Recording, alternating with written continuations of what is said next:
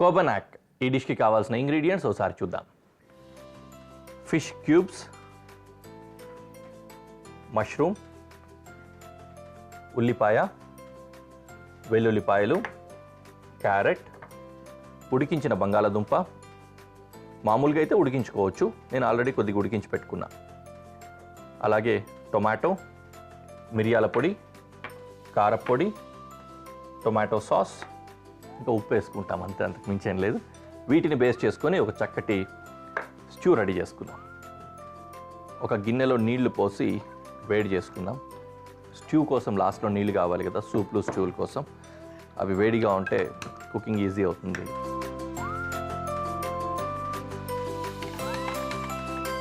ఇంకో పొయ్యి వెలిగించి పెనం కూడా పెట్టేసుకుంటున్నాను. ఇందులో కొద్దిగా ఆయిల్ వేసుకుందాం.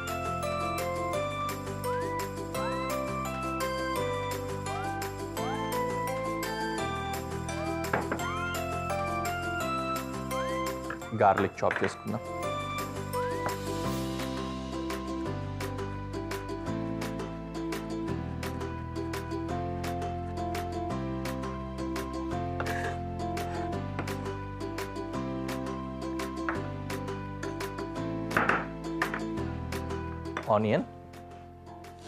ఆనియన్ క్యూబ్స్ అన్నమాట, dices. Stews and soups, onions are cubes.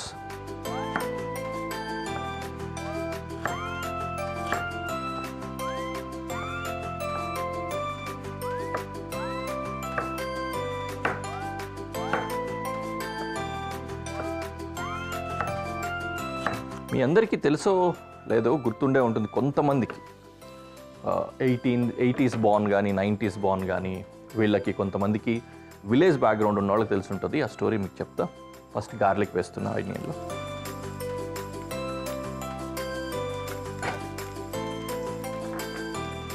తర్వాత ఆనియన్. ఓకే, సో ఏంటంటే స్టోరీ, పూర్వం విలేజెస్లో 80s, 70s, 90s వరకు కూడా కట్టెల పొయ్యిలు ఉండేవి. ఈ కట్టెల పొయ్యిలు ఎలా ఉండేదంటే ఈ విధంగా ఉంటుంది, రెక్టాంగులర్ షేప్లో డిజైన్ చేస్తారు. పొయ్యి ఉంటుంది ఫస్ట్, తర్వాత దీని నుంచి ఎక్స్టెన్షన్. దీనికి కట్టెలు పెట్టడానికి ఎంట్రన్స్ ఉండదు, జస్ట్ పొయ్యి మాత్రమే ఉంటుంది. ఇందులో కట్టెలు పెడితే ఇందులో ఉడకడంతో పాటు ఆ సెగ ఇక్కడికి వచ్చి ఇక్కడ ఇంకోటి మినీ పొయ్యిలాగా ఉపయోగపడుతుంది అనమాట. ఈ మొత్తం ఒక సెట్ లాగా ఉంటుంది, మట్టితో తయారు చేస్తారు. ఇటువైపు ఏం చేసేవాళ్ళు అంటే ఒక కుండ పెట్టేవాళ్ళు, దాన్ని పొంత కుండ అనేవాళ్ళు. అది one wall of the stove, అంటే పొయ్యికి ఒక గోడలాగా ఉపయోగపడేది అనమాట. ఓకే, చేప కూడా వేస్తున్నా. పొయ్యికి ఒక గోడలాగా ఉండేది. దాంతోపాటు దాని ఉపయోగం ఏంటంటే అందులో ఎప్పుడు వాటర్ ఉంటాయి. మంచినీళ్ళు పెట్టుకునేవాళ్ళు, ఏదైనా వంటలు చేయాలంటే ఆ వేడి నీళ్ళు వాడుకునేవాళ్ళు. ఇన్స్టెంట్గా అప్పటికప్పుడు వేడి నీళ్ళు కావాలన్న పిల్లలకు స్నానాలు చేయించడానికి వాటికి కూడా అవే వాడేవాళ్ళు అనమాట. ఓకే, అది దీని గురించి ఎందుకు చెప్పానంటే ఈ రెండింటిలో ఇప్పుడు అక్కడ ఎసరు పెట్టాం కదా, ఆ ఎసరులాగా ఆ పొంతకుండలో ఉన్న నీళ్లు సరిపోయేవి ఏదైనా అవసరం పడితే. అలాగే వెస్ట్రన్ కల్చర్లో ఇట్లాంటిదే ఒక కల్చర్ ఉందన్నమాట వాళ్ళకి. సేమ్ పొయ్యిలు పెట్టేవాళ్ళ ఏంటనేది కాదు, కానీ అలాంటి కుండలు మాత్రం మెయింటైన్ చేసేవాళ్ళు. ఆ కుండల్లో ఏం చేసేవాళ్ళు అంటే వాళ్ళు ఎక్కువ మీట్స్ తింటారు. వెస్ట్రన్ కంట్రీస్లో వాళ్ళు మనకంటే ఎక్కువ తింటారు కదా ఆబ్వియస్లీ. సో వాళ్ళు ఏం చేసేవాళ్ళు అంటే మీట్స్ కానీ ఇట్లాంటి వెజిటేబుల్స్ కానీ, పర్టికులర్లీ లెఫ్ట్ ఓవర్ వెజిటేబుల్స్, మంచిగా కూర వండుకోవడానికి కావాల్సినవన్నీ కూడా కట్ చేసేసుకుంటారు. మిగిలిన వెజిటేబుల్ అట్లని పాడైపోయింది కాదు, మిగిలిన వెజిటేబుల్ కొద్దిగా అటు ఇటు ఉంటే, పర్ఫెక్ట్ షేప్లో అట్లా లేకపోతే దాన్ని కొద్దిగా నీట్ చేసి క్లీన్ చేసేసి ఆ ముక్కలు రఫ్ చాప్ అనమాట, ఇష్టం వచ్చినట్లు కట్ చేసేవాళ్ళు ముక్కల కింద. దాన్ని తీసి అలాంటి ఒక కుండలో పడేసేవాళ్ళు అనమాట ఇట్లాగా.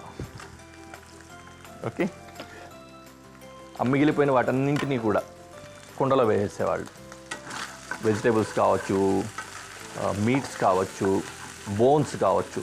తర్వాత దాంట్లోనే కొద్దిగా సీజనింగ్ చేసుకుంటారనమాట. కొద్దిగా మిరియాల పొడి, కొద్దిగా ఉప్పు వేసేసుకొని ఇంకేదైనా బేసిల్ కానీ ఇట్లాంటిది ఏదైనా హర్బ్స్ ఉంటే ఆ హర్బ్స్ దాంట్లో వేసేసి ఉడికించేస్తారు.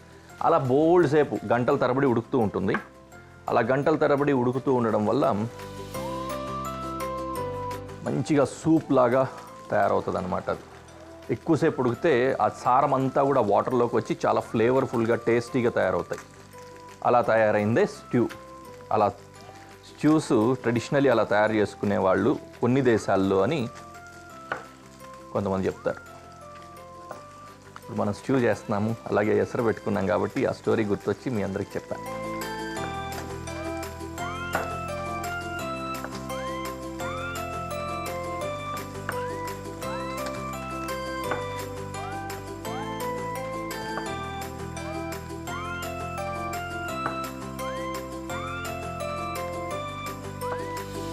స్ట్యూలోకే కాబట్టి టొమాటో విత్ సీడ్ వేసుకుంటున్నాం.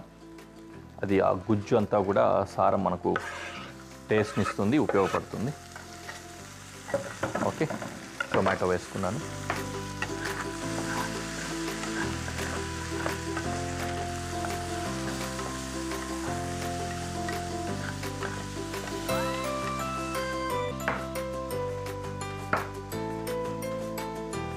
మష్రూమ్స్ లాస్ట్లో వేసుకుంటున్నా, ఎందుకంటే మష్రూమ్ చాలా ఫాస్ట్గా కుక్ అయిపోతుంది, బిల్డ్ అయిపోతుంది. స్పాంజీగా ఉంటుంది కదా, ఇది తొందరగా కుక్ అయిపోతుంది.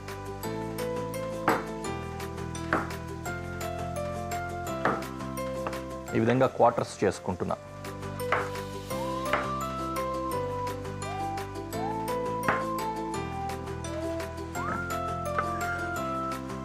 మష్రూమ్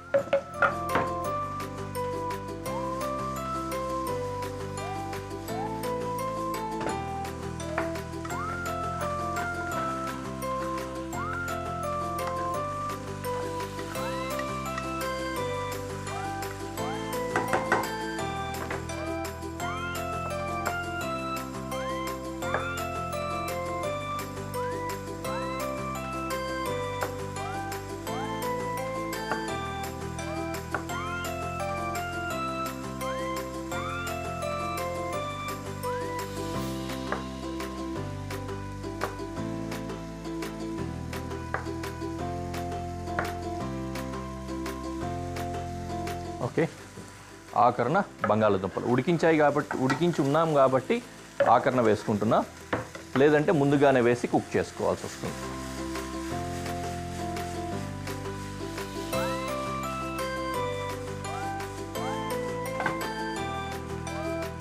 ఓకే, వాటర్ యాడ్ చేస్తున్నా. ఇంకా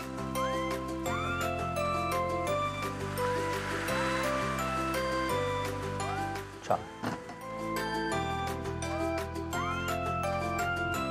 కారపొడి, మిరియాల పొడి, టొమాటో సాస్,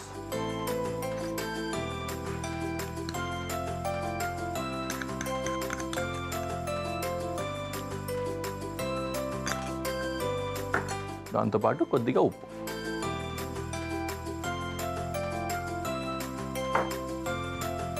కలుపుకుందాం. ఈ బంగాళాదుంప ఉడికినప్పుడు దాంట్లోంచి కొద్దిగా స్టార్చ్ వస్తుంది. స్టార్చ్ అంటే గంజిలాగా వస్తుంది కదా, దాంతో ఇది కొంచెం చిక్కబడుతుంది, మనకు కావాల్సిన టెక్స్చర్ వస్తుంది. ఓకే, అంతే. డిష్ రెడీ అయిపోయింది. కొంచెం దగ్గరకు వచ్చిన తర్వాత, ఒక బాయిల్ వచ్చిన తర్వాత తీసి సర్వ్ చేసుకోవడమే. సో డిష్ రెడీ అయిపోయింది. Now we can go to presentation.